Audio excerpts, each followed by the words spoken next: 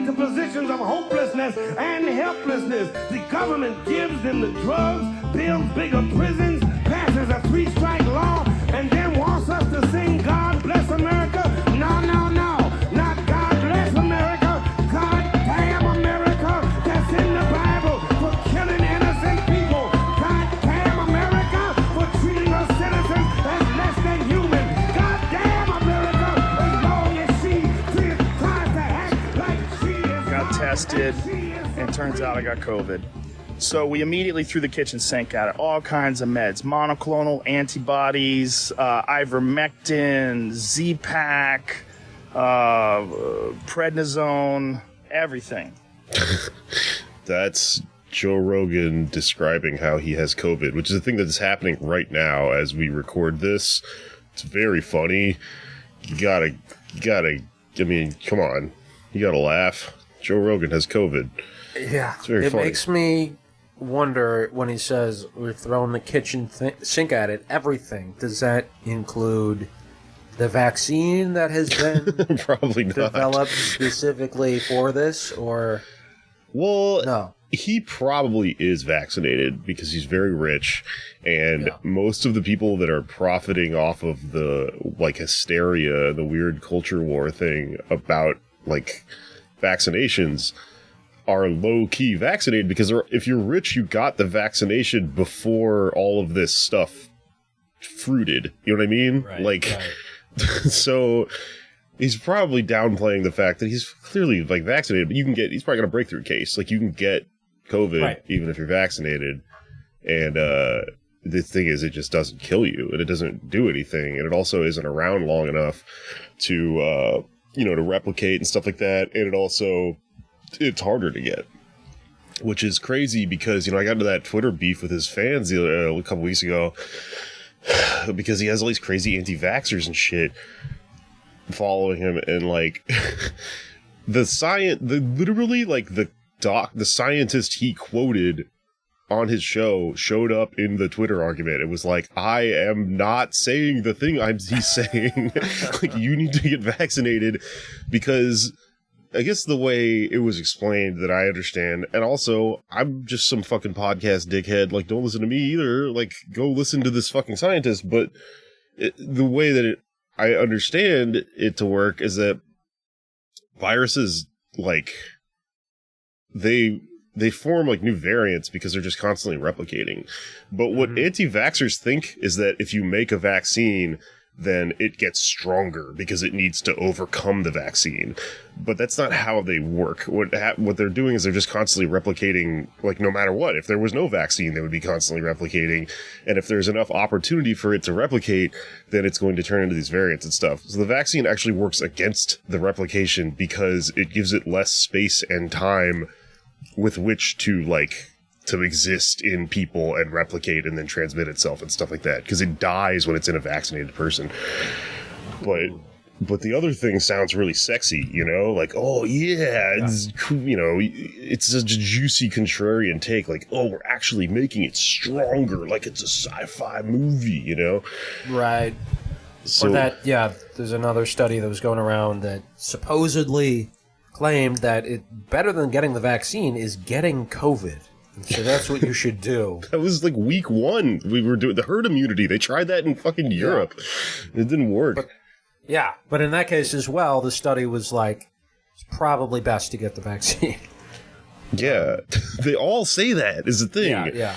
And then they just go, like, conspiracy theorists just go, no, that part's not real. They have to say that. But what they're really trying to say is this other thing. It's like, who speaks to you in these half-truths like that? Like, why would they publish something that's, like, winking like that in that specific way for any, like, the only reasoning you have to prove that is that you just made it up and you imagined it.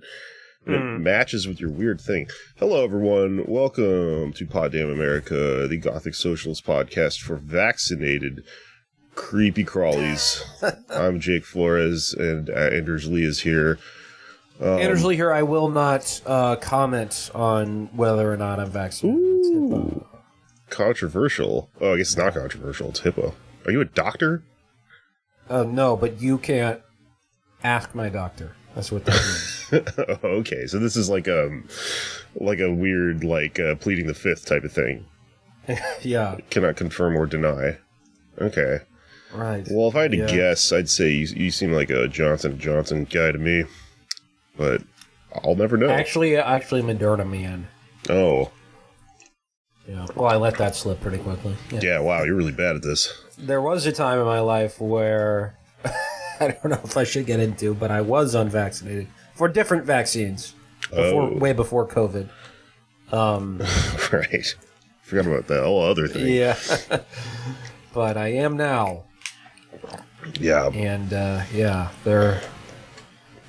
I think it's totally fair game to ask questions about what's in the vaccine, what's Big Pharma doing, other vaccines as well. You know, this is a huge can of worms, but when people are like, do vaccines cause autism? Well, clearly not, because every study shows that they don't. And they're there are those studies, but there's also not a clear definition of autism. It's not a chemical thing. So whether or not some reaction from some vaccine has, some effect on somebody's chemistry that makes them behave, has a symptom that is construed as autism is, I think, impossible to say. But you should still get vaccinated. I think it's not worth the risk. I guess for me, it's if we're even going to go down that rabbit hole of questioning whether things that you put in your body can affect you permanently, the vaccine is the least of my worries. So I've done so many drugs and eaten so many things, if this is a thing, well, then I am not the person that God intended me to be at all. I am way far away from that at this point. So who cares if the vaccine is going to make me an microscopic ounce weirder than I was, but it's probably not going to, because I don't think that's how vaccines work. I'm an adult, but also, okay, people aren't saying that about this one yet. My arm hurt and I got a headache. That was it. That's months later. I feel fine. I felt great, man. I watched Netflix. Sometimes I kind of like to get sick. I'm like, oh, right. Yeah, I don't have to do anything high tonight. When I got it. Yeah. Did you feel that? Like you were high in a way? Yeah. It's probably just psychological. But... Just a nice, slow, low pressure. Folks, we got COVID here at the Pete Pod Damn America Studios. We threw everything at it. Ivermectin, Alpha Brain, Ayahuasca, DMT, Blue Chew, Casper mattresses, Bet DSI, marijuana, bitcoins, the Ron White tequila, MailChimp, HGH, tea. I'm taking tea because I got COVID. Ridge Wallet, CBD. Do you get the bit I'm doing here? Okay. Please sponsor us if you were one of those things. What if we got sponsored by ivermectin? That'd be fun. I was on tour for 2 weeks and I was so busy and I didn't really have the time to look at the internet and stuff and read the news and get on Twitter and stuff like that, which is nice. It's nice to have a vacation for that sort of stuff. But if you ever do that in the modern world and then you dip back in, it's insane. It's like watching a TV show that you missed a season of, and now everyone's talking about horse dewormer and shit. You're like, when the fuck did this happen, dude? It's so good. I've been caught up now, and I think it's so funny that people are taking horse parasite dewormer and then, doing it out of patriotism or whatever. And fuck you, Dr. Fauci. I'm going to take parasite drugs for horses. Shitting out their stomach lining and stuff. Yeah, we're at a point where it's it's been going on long enough that we have to. People need to be contrarians about it, because people are sick of it. Well, that's fair, but some of the arguments out there, just there are.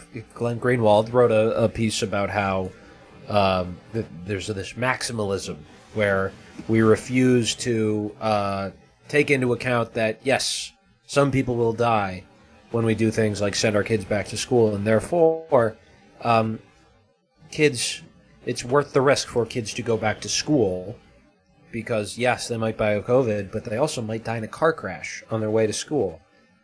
And it's just the thrust of his argument is that there are people saying we have to do absolutely everything possible at all times to avoid COVID. And if that were the case, then we would nobody would be going outside still. Like we would still be in severe lockdown, and clearly people were making trade-offs, right? Yeah. It's just that he's getting this, and Eric Levitz wrote a piece, and don't agree with everything he says about everything, but he wrote a piece saying the only people who are really saying this are people Glenn Greenwald is arguing with on Twitter, and it bubbles up into this is a mainstream opinion that we should have no cost-benefit analysis when it comes to COVID. Yeah, I mean, a big symptom of being online too much is that you present things like that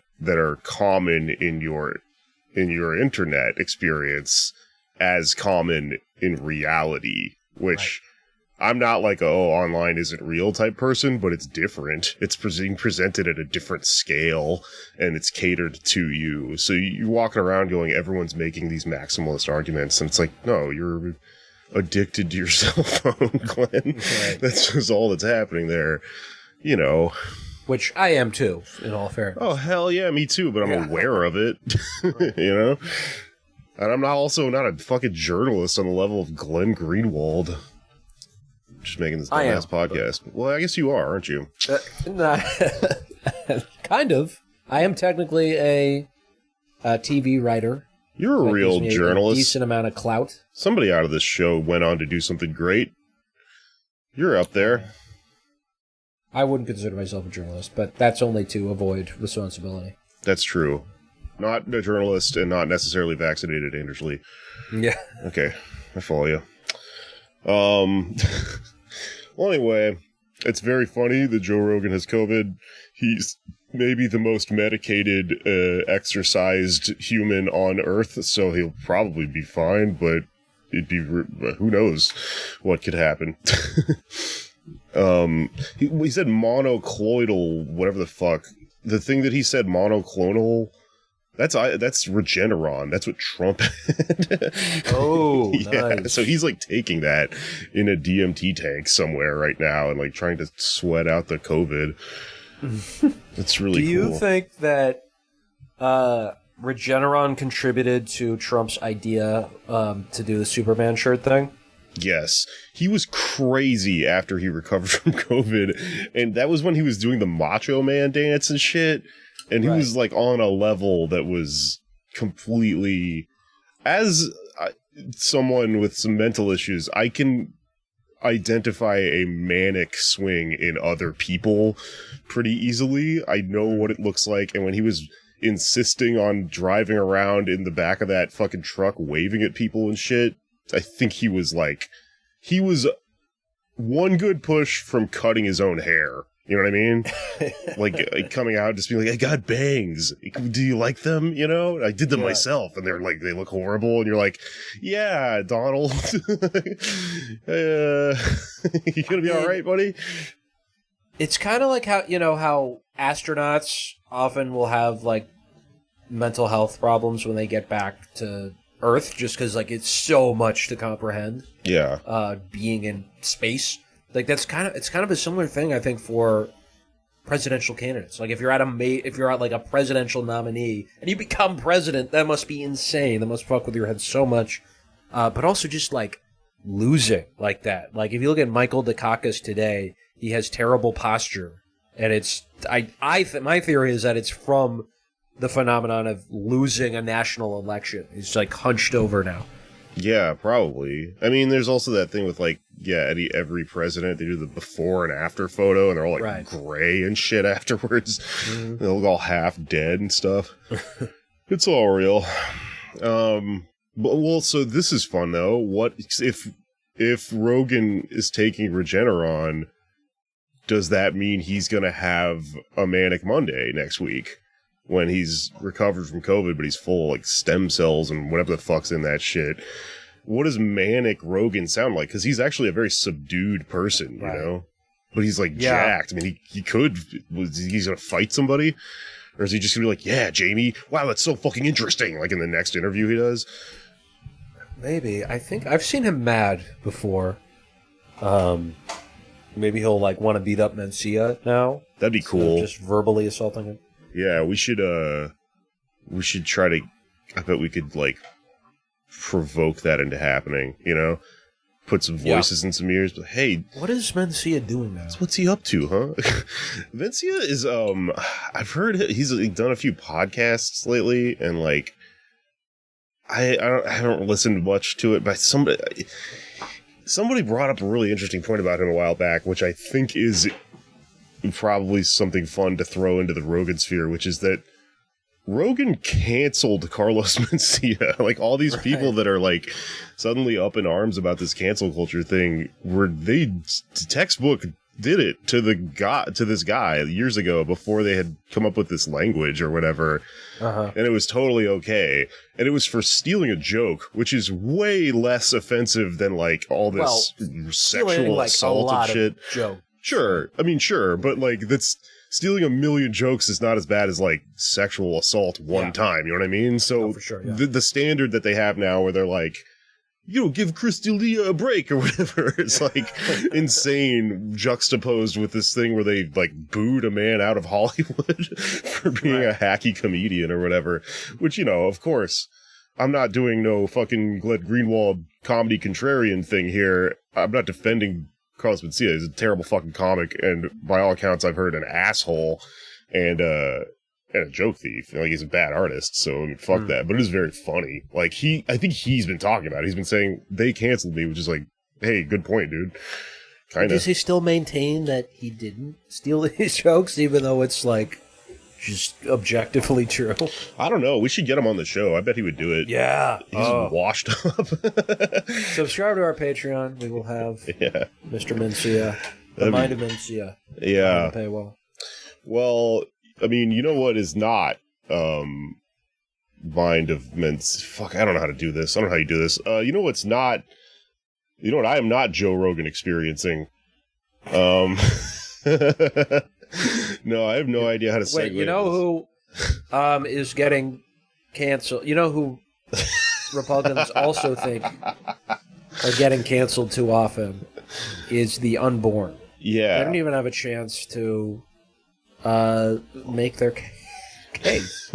They're just... Oh, man, this is fucked up. You know what, though? It's going to be a fucked up episode. All the trigger warnings, by the way, for our interview with our friend James Grundmann from the band Nephrectomy, because we're talking about edgelord shit, and we're doing edgelord comedy this week. So if you're one of our listeners that came from the other end of the spectrum here, who, is averse to gross and offensive jokes, skip this episode because it's going to get gross. And we are comedians. We discuss that at length in the episode. But I do believe in trigger warnings because I think they get me, the artist, off the hook. So, warning. We're going to talk about some fucked up shit. But first, the reality. This is not a joke. Also very disturbing of what's happening in Texas right now. My home state. Makes me very sad. Breaks my heart. There's a bill called SB 8 that just passed. It's been in the Senate for a while, and it kind of didn't seem like it was going to go through at one point, and then they got it through. It's a really gruesome bill, but it's nothing new. I mean, they've been trying to effectively outlaw abortion in Texas for as long as I've lived there. And when I say effectively, it's like, we're not really overturning Roe versus Wade yet, but there are just these things they do where they make laws to where, there can only be 3 Planned Parenthoods in the whole state, and, you have to drive 8 hours, and you don't have the money to get there, and et cetera, right? Well, the new one they finally passed is a heartbeat bill, which means that you can't get an abortion after 6 weeks because, and this is junk science, but this is the argument, is that there's a heartbeat after 6 weeks of a pregnancy, which is weird because there isn't a heart yet, but there's just some kind of fucking pulse that they've decided means life. And so it's like the RFK assassination tapes, or like different sound experts arguing over, like, no, it was a heartbeat. No, it was a pulse. It was 13 heartbeats. Yeah. No. Couldn't have come out of this heart. I don't know. So basically, this is effectively outlawing abortion because nobody knows they're pregnant 6 weeks into a pregnancy. It takes 4 weeks to even know that you missed a period or something like that. And then, there's this like razor thin window where you might fucking not know, right? And that's the whole point of it. But what's crazy about this bill on top of this is that they also included this rule in it, and no one's done it yet, so no one knows if this is even effectively going to be a thing. But there's this thing called a bounty that you're allowed to cash in on, like, if you know anyone who is performing illegal abortions or, anything relatedly in healthcare. The law is like anyone can take up vigilante justice and become a bounty hunter and just go find who they think is doing abortions, and then you win like $10,000 or something like that. Like, you can sue them or something like that. It's stupid. It's the language of bounty hunters to make it all Texas and fun, but it's essentially anyone's free to sue anyone over this thing. And like, no one knows how it's going to play out, because that is an insane law that I don't even know if there's a precedent for this sort of thing in like America. But we'll see. Worst Cowboy Bebop episode ever, in my opinion. It's a show about bounty hunters. Anyway, it's really fucked up, and I don't know how I'm gonna link to every fucking thing. There's a fund that someone linked me to, I'll put it in the show notes, that literally just splits your money between the fucking 10 different organizations who need all this stuff, and I think that's probably a pretty good way to go about this. But yeah, I'm gonna link as everything I can, but I am one comedian. I don't know enough to fix this problem, but I'm gonna fucking try to help. It's really sad though, man. It really breaks my heart, because I love Texas, and there is this culture of like, I'm a cowboy, you don't tell me what the fuck to do, that melds really well with a healthy distrust of the state, and with anarchist principles and things like that.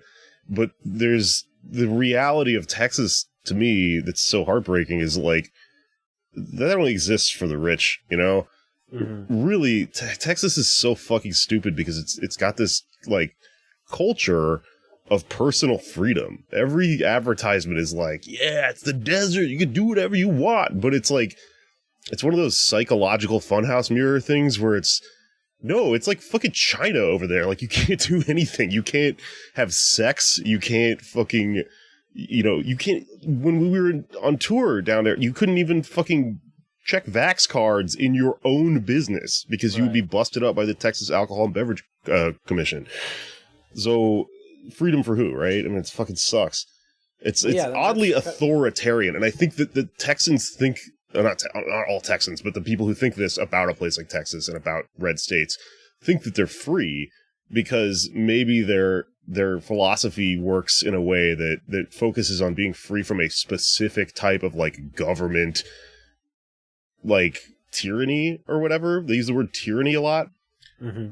But the government is completely influenced by capital, so you're living under the tyranny of capital. But you also live under the fucking government, because you have all these like cops and shit everywhere, and all these like archaic draconian abortion laws and stuff. It's disgusting. I hate it. Yeah, well, that's Roe v. Wade it provides so that in theory everyone has a right to an abortion, but there's a difference between theory and practice, right? Yeah. What do you remember the secession movement in 2009 when it was Rick Perry, who was governor at the time, wanted to secede? Yeah, but I mean, real talk, that happens like every other year there. It just doesn't always make the news. Like, it's this huge idea that everyone always fucking thinks is like, something that's it's somewhere down the fucking pike. Like, because there is, a law, and Texas used to be its own country and shit. And like, there's always this thing hanging in the air of like, what if we did it? But it'll never fucking happen. Yeah. Yeah, as listeners to our David Dinkins episode know, Staten Island. The reason Giuliani won in 93 is because Staten Island was voting to secede from New York City, and it won. And Giuliani rode the coattails of that, referendum or whatever. But then the assembly was just like, nah, we're not going to do that. I forgot about that. So what was Staten Island going to be, like its own state or something? No, just secede from New York City. Yeah, but then what is it after that? It's just its own city. Oh, it's its own city. Okay, that makes sense. That would have been cool. I don't know.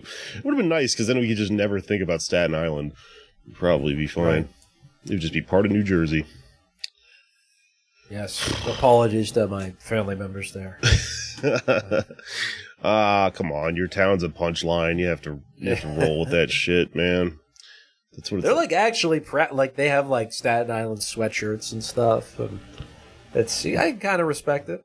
They shouldn't be proud. That's a hilarious. Every time I think about Staten Island in my head, I'm like, it's all cops. It's just a city that's a cop city. It's cops, firefighters, and sanitation workers. That's pretty cool. Family's firefighters. Respect to trash people. That's very cool. Good union job, I hear. Man, speaking of unions, I'm thinking about moving to Nevada someday when I'm old because they have a culinary union out there. And it's like the only one in the country that operates at a functioning level at all. And I was talking to this bartender about it, and he was telling me like, yeah, you could be a bartender in like Las Vegas and you make like $20 an hour, like across the like flat base pay and tips. And you also have all these fucking benefits and stuff. But it's like it's because it's a union thing, it's like a real job. So you have to like, it takes like years to get into. And then you also have to treat it like a fucking job. And you don't have the flexibility of being like an off the books paid bartender who can switch shifts out and shit all the time and stuff. But like for an old person, like when I'm dying, I think I could be like an old bartender in Vegas. And the other thing that's great about it is, and all that stuff happened, by the way. I guess the way this guy was explaining is because it was set up during the old mob days, right? So you would need, if you were in the mob, you need, my cousin Tony needs a straight job to, make it look like he's making money or whatever. Yeah. And then the unions kind of took the thing away when the mob crumbled and shit.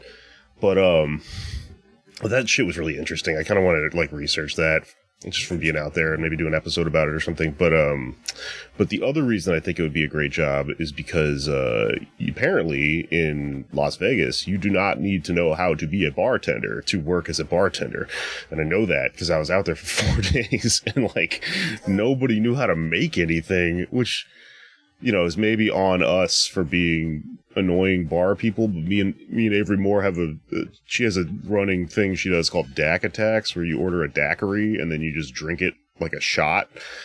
And that's the entire bit. It's really stupid. We were trying to do DAC attacks, but they kept serving them to us wrong and shit.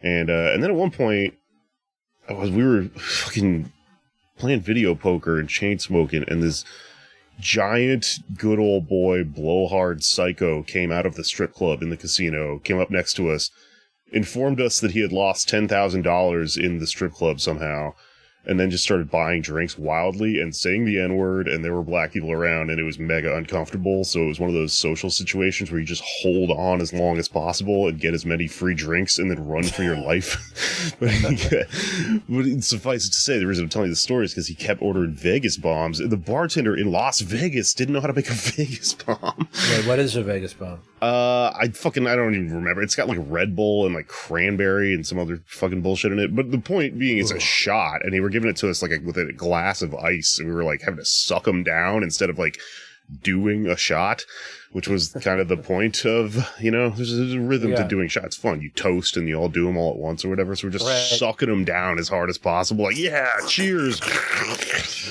$20 an hour. Don't need to know how to make the drink that the town is famous for. Sounds like a great job. That's just indeed, yeah. I'm surprised at how many bartenders do not know what a dark and stormy is. Yeah. And I'm not a fancy, I don't ever like order a Manhattan or anything. But when I do drink, which is not very often, but a dark and stormy is just like literally two things. But people are always like look at me like I'm, speaking French. It's a 1-in-1. I mean, we can definitely get into this on a thank you for your service episode at some point, but it's why it doesn't make any sense, the job of bartending anymore, because like it's basically you're just a waiter behind a bar for most people, especially if they're at a restaurant, and then you have to know how to make the specialty cocktails that are on that menu. Nobody has an education in it anymore where you know how to make every drink, because it largely isn't required. And also, like, it's a low-level job, so, like, what's the point? I like it. Like, I fucking find it interesting. So I know all that shit there, especially when I was working as one. Mm-hmm. But, it's more like, the answer to that question is almost like, why would these people? Like, you know, they're just getting paid basically to ring in stupid orders and then every once in a while make like a margarita. And so the culture of the thing is gone and it's kind of lost in this way. There's bartending school, but all that shit's, they just teach you everything wrong. Yeah, there's, in New York, there are, when you apply to any bar or restaurant that has a bar, they will say, like, if you went to bartending school, do not apply. Yeah, because you have to unteach people from bartending school and then teach them how to tend bar. Yeah. No, it's weird. There's like there are people like me and Avery that are like lifers, where we're like, you can hire me and I can run your entire shit. I know it as a skill, as like a trade. Like, I don't need to look up anything in a book. I have fundamentals. I know the ratios of things. I can make up a drink off the dome, but like, that's like a dying thing for whatever reason. Like, it's not really that useful. Most bars are just these shitty small businesses where they just want to pay someone nothing and they don't care. You know, they usually hire you based on the way you look or something like that. And they're like, if you can do the bare minimum, I don't really care. Just turn the fucking register over at night and give me the money, you know? Yeah. Yeah, the thing that always appealed to me about it is you don't have to be nice to customers, usually, but then I've seen, you know, many bartenders who, like, it's like they're obligated to be someone's best friend, you know? Or it's like there's like the lead bartender and then the other one, and the lead or whatever has to be everybody's best friend and let people whine to them about whatever for hours. It's weird. Sometimes you do and sometimes you don't. Like, if you're making... Well, the thing is, if you're making money off of people, you are a stripper. You're basically a stripper. Like, they are paying you to pretend to be a thing that you're not. Mm-hmm. To, like, embody, like, a human connection. And you might even make friends with people through this process, but when it starts, it's literally them paying you, and then you going, wow, that's a really sad story, man. Let me buy you a shot. When you say buy you a shot, you mean pour it for free, and then the guy gives you money, you know? Mm-hmm. So there's like that. I think that honestly, if you watched a bartender long enough, you would see them turn on a dime where they're doing what you're describing with the people that they're making money off of, and then they turn immediately when it becomes a situation where someone's annoying and they're not paying them any money, or the threshold has been crossed of you are more annoying than money I'm making, and then that's when the fucking baseball bat comes out and you get the fuck out of here, I'll kill you, which is a part of the job I enjoyed a lot. You kill anyone? No, I used to have this fucking regular, I think I've told this story before, so I'll make it quick, but like I used to have this regular who would get drunk, throw a bunch of money at me, loved to just pay way too much. I made a shit ton of money off of him, but we both knew the deal. Eventually he got too drunk. People started showing up.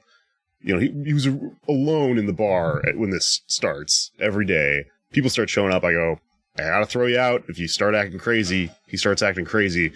I'd put my arm around his neck, drag him out of the bar like a fucking cartoon, drag him down the street, make a big deal out of it. Get the fuck out of here.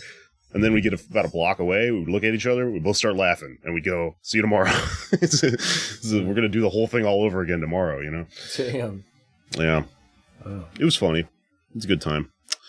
But, I don't know, I'll rack my brain and we'll do another service industry episode, and maybe I'll remember if I ever got into too serious of a fight, but off the top of my head, nothing too bad.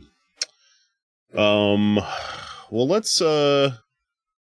let's get on with it, huh? Let's talk to our pal James Grundmann, who is a really cool guy. He's a metal musician, and he is in, as I said, trigger warning and all the stuff, an overtly over-the-top, you know, offensive and gross project or two.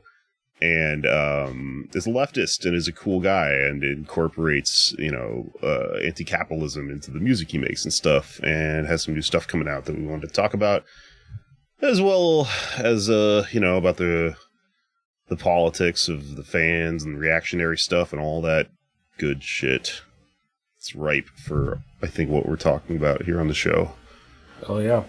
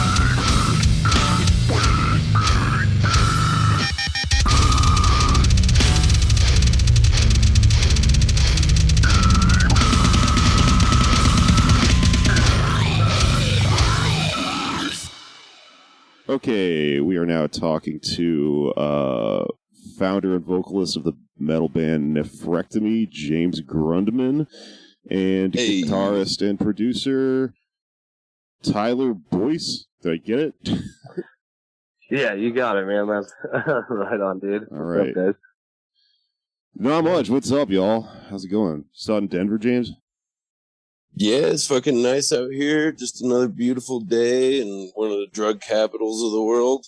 We both work at the same head shop, Purple Greens, located off Colfax and Wadsworth.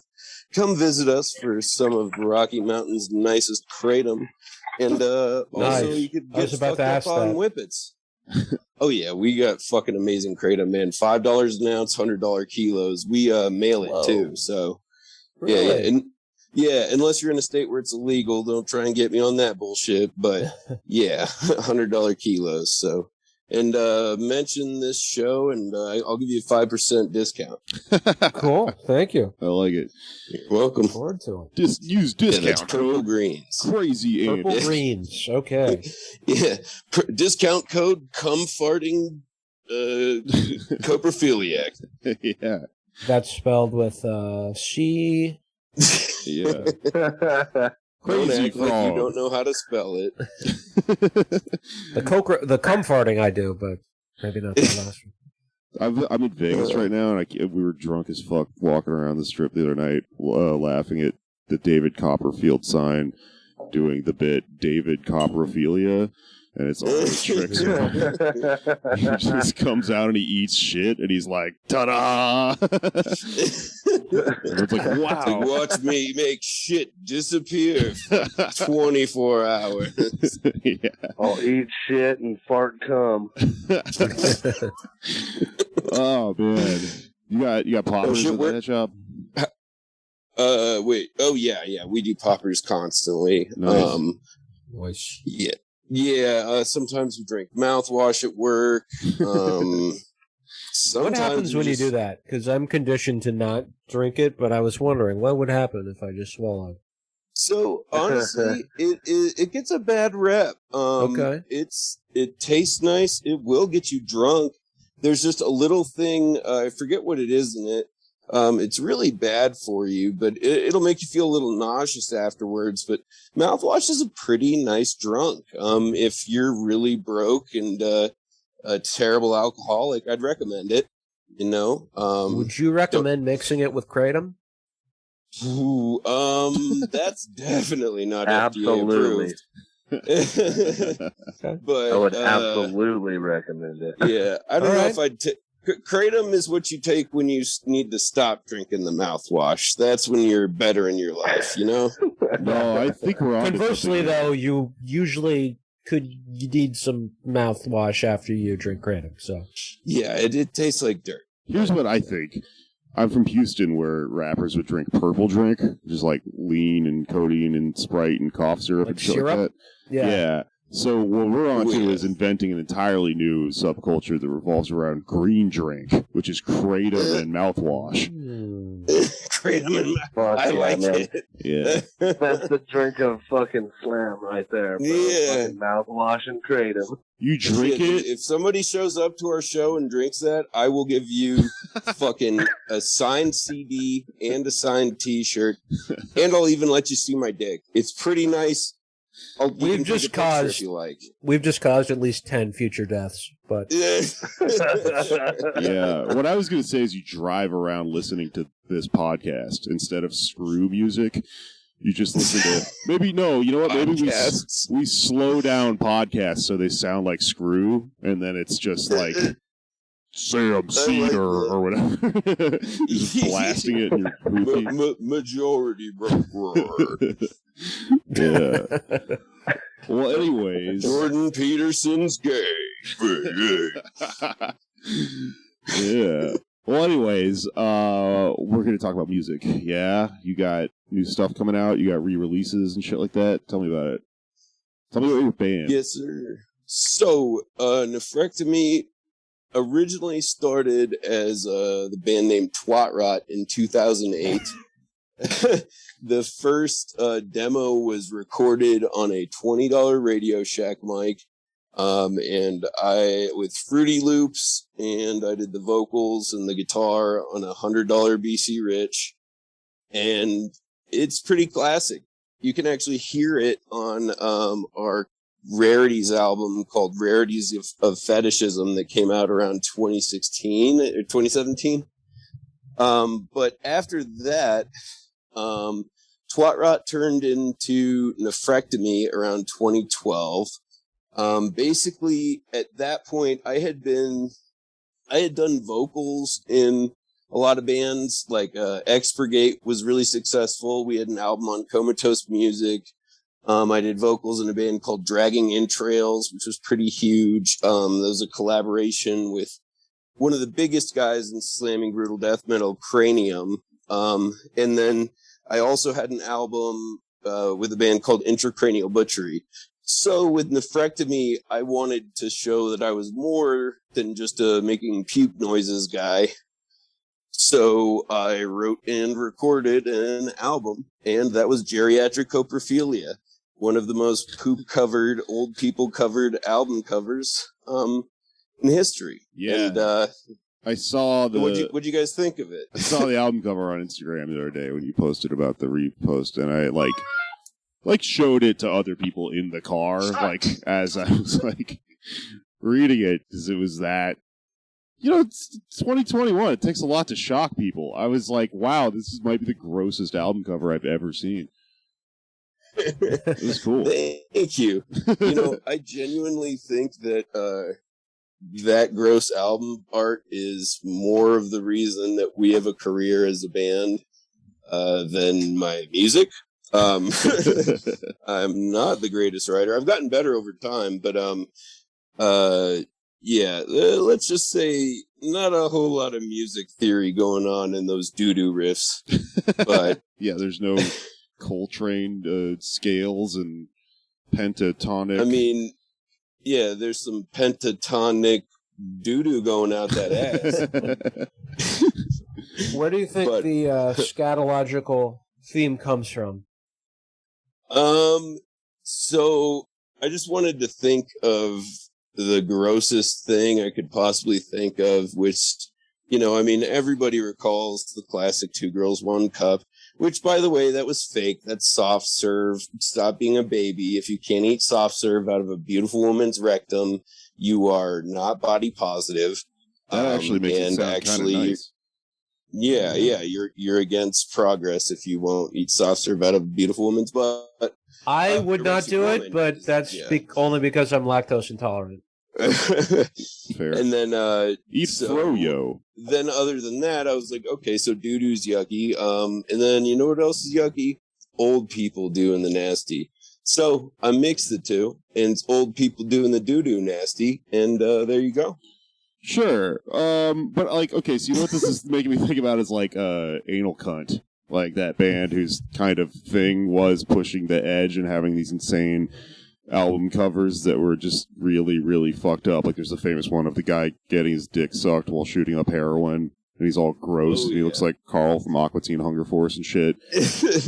I literally have an Anal Cunt patch on my vest right now, and basically Anal Cunt kind of describes my life's trajectory. All through high school, I basically wanted to be Seth Putnam from Anal Cunt. Like, it was like, hard drugs, extreme music, and I did do all that. I've had 12, internationally released albums, and I'm known for my music, but I just can't seem to die from overdosing. So now I'm just turning 30 this year. I'm on outmate status. And I can't drive for the foreseeable future. It's the rock and roll lifestyle is not that appealing when you don't die. Let's put it that way.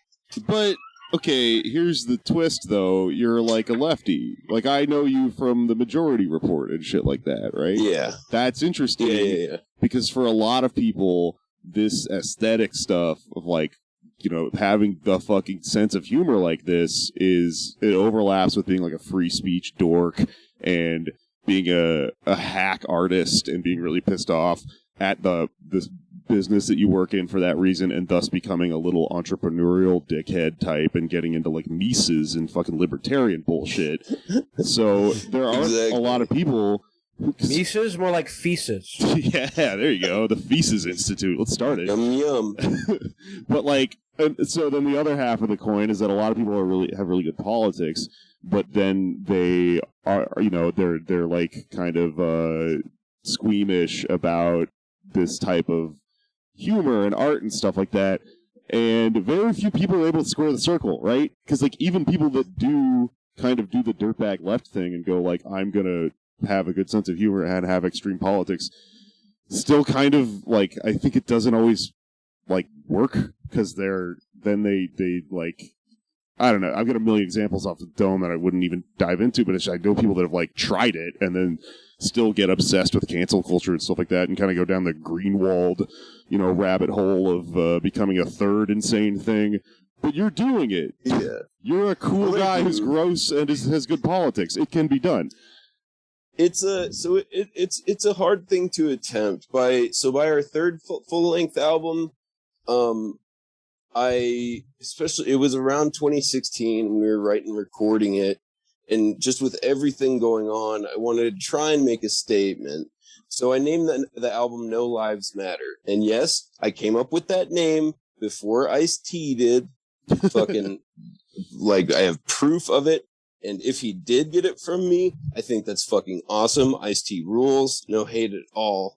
But, anyways. Pro tip. So that was my plan, but it was received poorly because a lot of the reactionary racist type shitheads thought by No Lives Matter, instead of, what I meant by it, which is, under capitalism, no lives matter, fucking white, black, Chinese, whatever. If you don't have money, fucking, you're worthless. I've grown up a poor white guy my whole life, and I've almost been murdered by the police multiple times. It's, if you don't have capital, you are worthless in this society. But a lot of people just thought that by me saying no lives matter, I was saying, hell yeah, brother, a middle version of all lives matter. Right. So I had to tell off a lot of racists after that album. They thought you were doing this thing that hack comedians do. A lot of hack comedians do this thing where they say, like, I hate everyone equally. And it's like, well, it still doesn't kind of work that way. I remember people saying that, like, in 5th grade, and it being edgy, like, I'm not racist, I hate everybody. And then you have, like, a coworker that says that, and it's like, bro, you're 36, you fucking idiot. So anyways, I'm still trying to, and then also that album, I feel like it got a little, we're gory. We're kind of, like, I love, like, kitschy gore shit like Evil Dead and whatnot. So I feel like the artwork for No Lives Matter steered a little too far away from what we meant to do. So with this album, Meat, there's meaning to it, but it's also incredibly gory. The cover is going to be a dude butt fucking a corpse while smoking meth. And let me read you the lyrics to the title track. You should be careful, though, with that, because that guy 30 years from now might end up suing you if you use the picture and is incompensated. Now we have to have a Kratom and mouthwash fucking drink in his hand too, man. Yeah. It's true. That's something we got to add to the album cover now. But here's the lyrics to the title track, which I feel like I'm sneaking in a little politics. So the song's called Me. Replacing activism with snarky Twitter fingers, blinded by narcissism, no thought, misguided vision. All hail Google and Disney, leaders of the resistance. You must buy movie tickets to prove you're not a racist. Consume it's your existence. Consume it's your existence. Don't think, don't even listen. Buy or face the consequences. Nothing but fucking meat. No longer even human. Hollow, we sold our spirit. Brands are the new religion. Life devoid of all meaning. Nothing but meat. So. Fucking sick, dude. I love it. Thank you. So I think we're gonna balance it pretty well, and keep the dum-dums happy while at the same time maybe getting them to critique Capital a little bit, you know? Here's my question. Do you think you have dum-dums in your audience, and do you think that they're going to be like, do you think you have reactionary shitheads who are, like, brought in by the aesthetic, and then they're going to hear the lyrics and then slowly realize what you're talking about? Isn't that the goal with some of this shit? You know, I've actually, yeah, especially some younger ones, they're, because I always, like, man, I'm kind of a fucking loser in personal life, you know? So when people appreciate my art, I will fucking talk to them, give them whatever attention, because, you know, it means the world to me. So, you know, there have been a few times when some younger kids are big fans of my music, and I've been able to guide them away from that, you know? Just because, especially at that age, you know, you see all the gory stuff and misogyny, and you take it literally, you know? But I've been able to help them understand, you know, what good shit is. Like, I've actually turned, you know, some kids, like, when they're, like, around the 2016 election, you know, to be posting stuff, and I'm like, hey, man, I know there's a lot of weird news out there, but, you know, check out Majority Report or Chapo Trap House or Pod Damn America. Fucking, they're reliable to get your news from, or Matt Taibbi, just because there's so much dumb shit out there. And a lot of the time, fucking, they've stuck with it, and it's helped them, you know, view the world through that lens. Yeah, I always think about how, like, because sometimes on the left, people want to, like, go, no, we're going to not do that. We're going to, like, make this a better space and, like, cleanse this world of all this angry, aggressive shit or whatever. But I think, like, so many of those guys are young and they're on, like, a path where they're, like, angry at the correct thing to be angry at, but, like, have one of two ways, you know? There's, like, a which way Western man kind of fork in the road thing going on. And, like, we need to be accommodating on some level to angry young dudes because they're, like, living in, you know, this huge alienation and stuff like that, and, like... Yeah, we live in the most alienating society in human fucking history. Capitalism has humiliated and castrated us to be and why, I don't know why, as a movement, we've distanced ourselves from transgression. Because, man, you have so many young men, women, whatever, who just feel humiliated and pointless because capitalism has taken away their hopes for any sort of future at a career or even fucking breathing oxygen on this earth, you know? So for us to not try and be accommodating to those type of people with transgressive art, I think is one of the dumbest fucking things on earth. And I think that people can really fuck up with some of the, you know, identity politics type stuff, and because it scares off a lot of people who otherwise would be into it, you know. There's you can reach a lot of people by tapping into a transgressive nerve, you know. Yeah, right. And there's always the possibility that it'll be misdirected. Like I this is one of the, I think it was a tweet that really annoyed me, but people were like, well, Rage Against the Machine, they had good politics, but they may as well not have because so many people just heard them and thought they were angry, and that was it. And, you know, Paul Ryan and people like that listen to Rage Against the Machine. It's like, that's the risk of putting anything out there into the world, that people might misconstrue it or take it or not completely have the same vantage point you do. But for every, you know, Paul Ryan, there are a lot of kids who learn about history from Rage Against the Machine. You know, hearing that on mainstream radio as a kid was like a very big deal, and did guide a lot of people's politics. So, oh yeah, like, man, System of a Down. Like I remember, and this is always just burned in my memory. Their album Toxicity.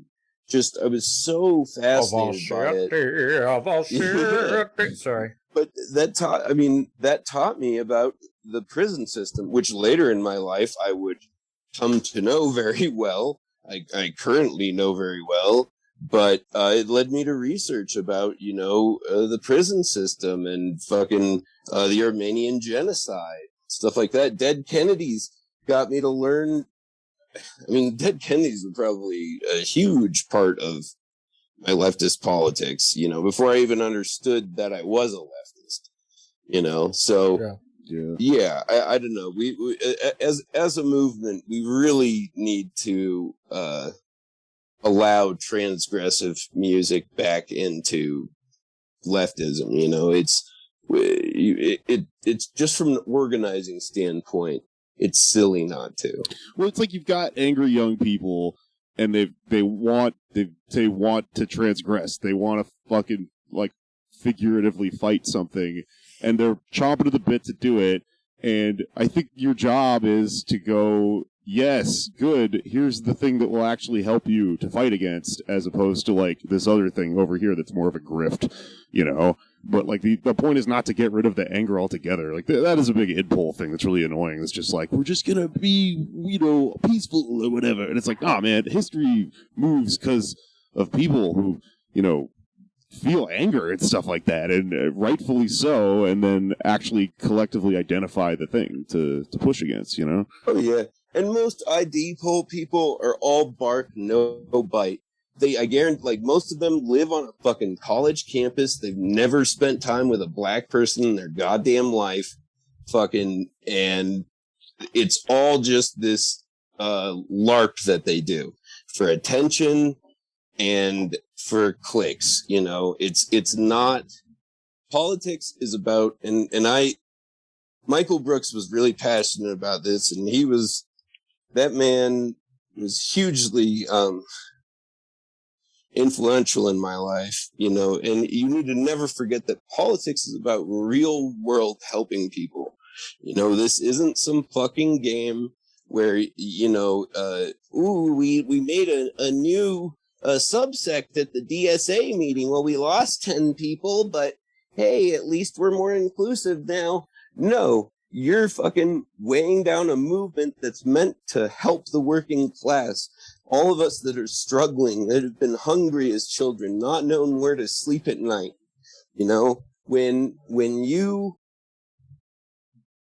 turn off people from these politics, from working class unity, you hurt those people. And so I want people to never forget that, and always rest in peace, Michael Brooks. You'll always be loved and missed.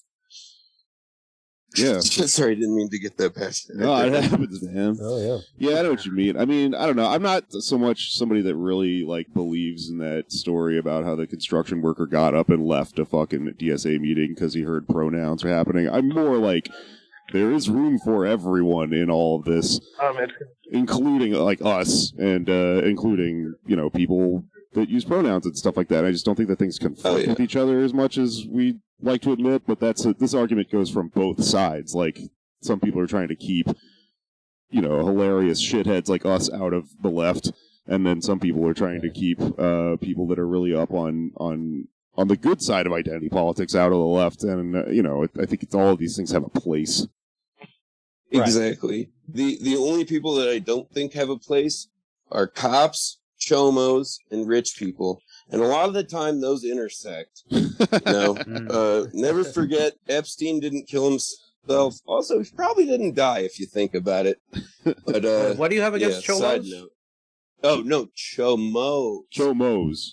That means child molester. Yes, okay. Jail slang. It's not it's not cholo. It's not the same thing. I just do a 180 and I'm like, by the way, I'm racist. Funny, Anders just goes to Southern California. He's like, "What's up, chomos?" a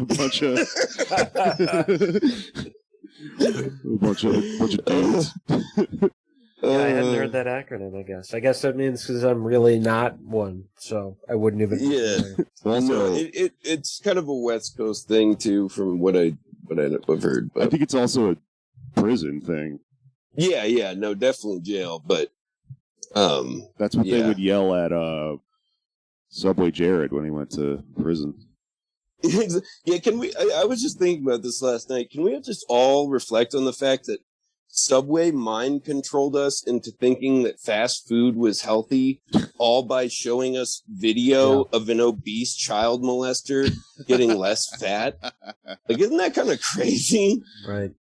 Yeah. I mean, in retrospect, because I don't remember really that much Subway before Jared. I think my only association with it was Coneheads.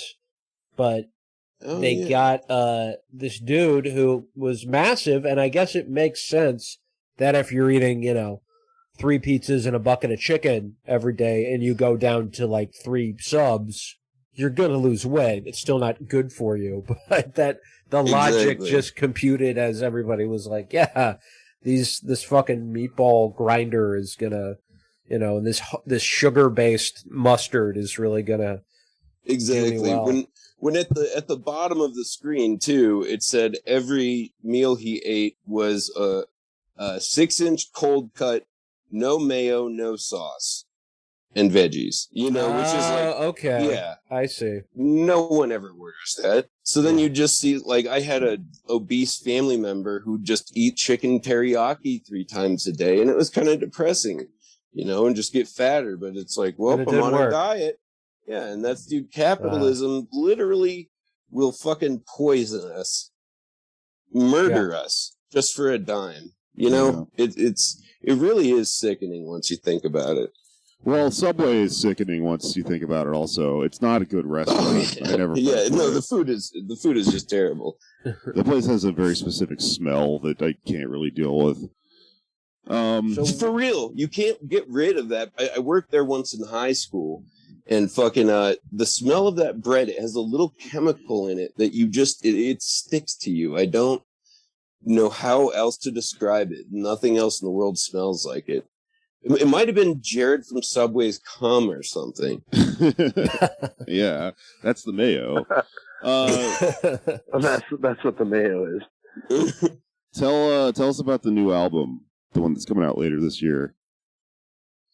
So, this one's called Meat. It's going to be coming out on Coyote Records, which is one of the best brutal death labels out in Europe. They're based out of Russia. We're going to have a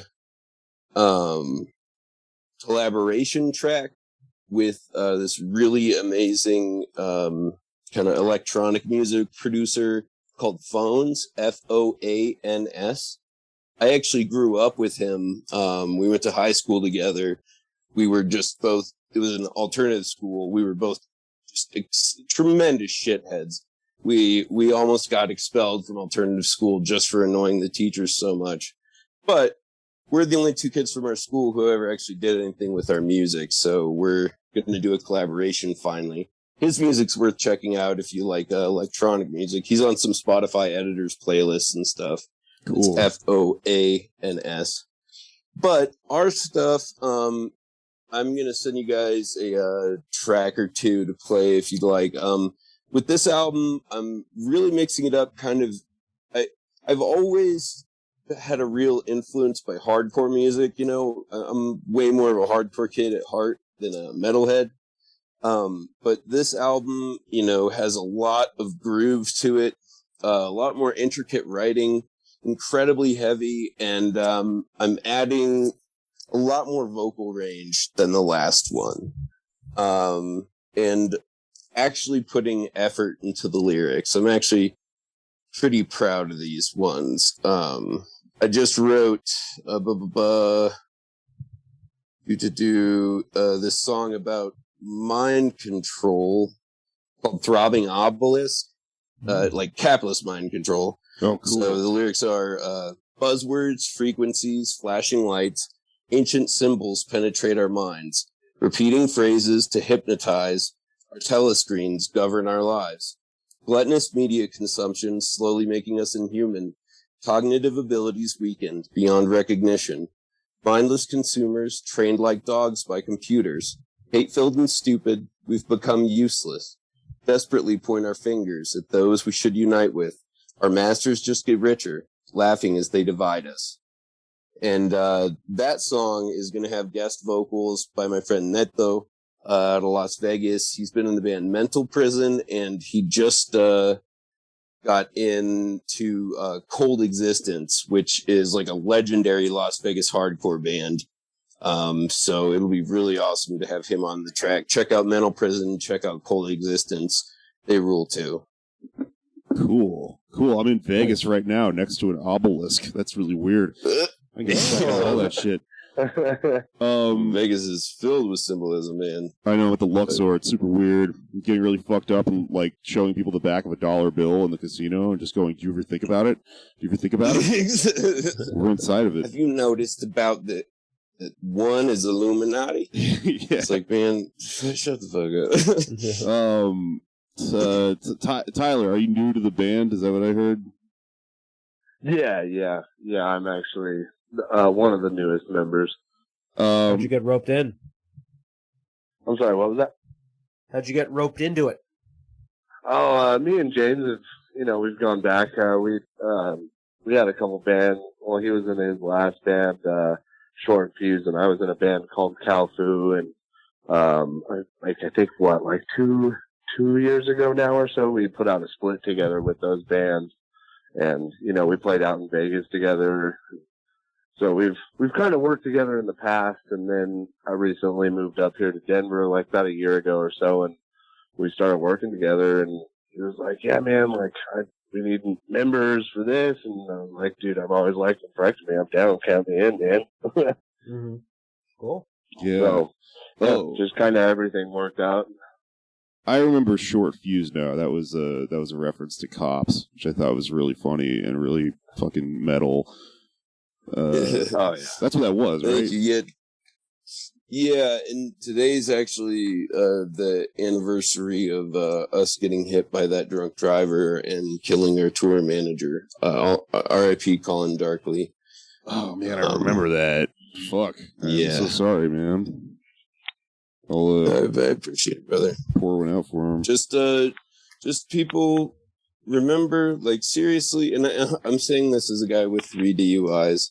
It took me a long time to learn, but, like, literally, guys, it's so not fucking worth it. You can ruin somebody's loved one's lives, You drive drunk?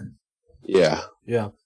Yeah. And, like, the amount of people that this woman hurt by hitting us on tour, it's kind of astonishing,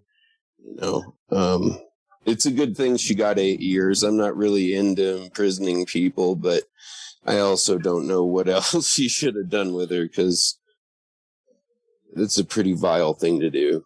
I say get yourself a car that you can sleep in, man. I do it all the time. If I'm too fucked up somewhere and I'm like, oh shit, I can't get a car or something, just sleep in the back of the fucking car. Who cares? Yeah, for right, real. exactly. It's better than the alternative for sure. Yeah. Or bike drunk. The only person you can really kill is yourself. So you can actually get a DUI doing that out here in Denver. I met a guy who he got his 4th DUI on a bike. He had to go to prison for 2 years for that. That's bogus. Yeah. Fuck that. Yeah. In Yeah. Texas, you get a DUI I would not on a horse. recommend driving drunk in Jefferson County. Just heads up to Keep that everybody in the world. Yeah. Fair enough. Well, thanks for talking to us, guys. Plug everything again, man. Let my listeners know how to find you and everything, where to get the records when they're out and stuff. All right, so follow us on Instagram at Nephrectomy Official. You can follow my personal Instagram at El Chapo Gonzo. And then we have all of our music, as well as like all the demos, everything I've done over the years, on a Bandcamp called Violent Defiant 224.bandcamp.com. I'll send Jake the link to that. Be on the lookout for our next full-length Meat coming out later this year. And then next month, our first full-length Geriatric Coprophilia is getting re-released on Morbid Generation Records out of Germany. And our reunion show is going to be November 27th at Trailside Saloon, opening for Fox Lake.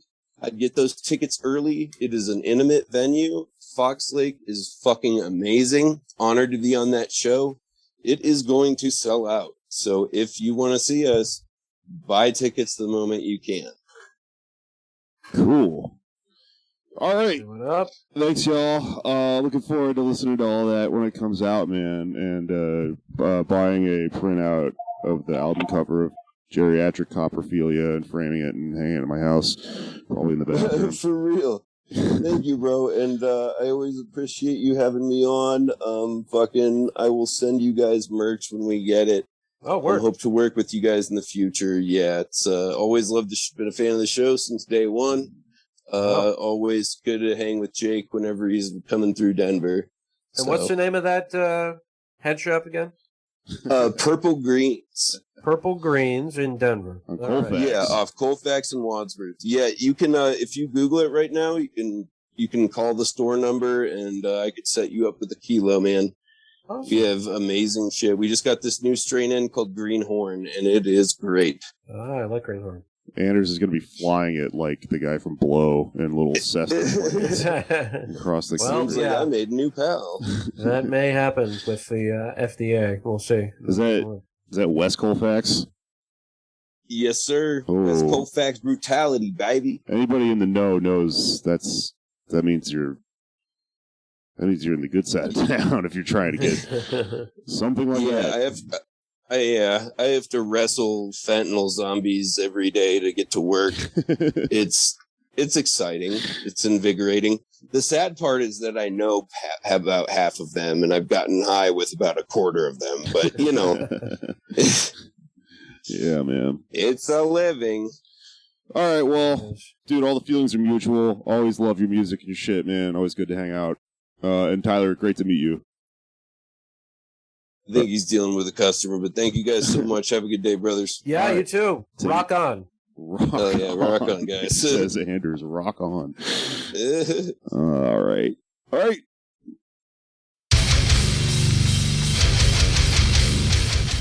Okay, wow, that was disgusting. Oh, I threw up everywhere listening to him talk about the album art for Geriatric Coprophilia.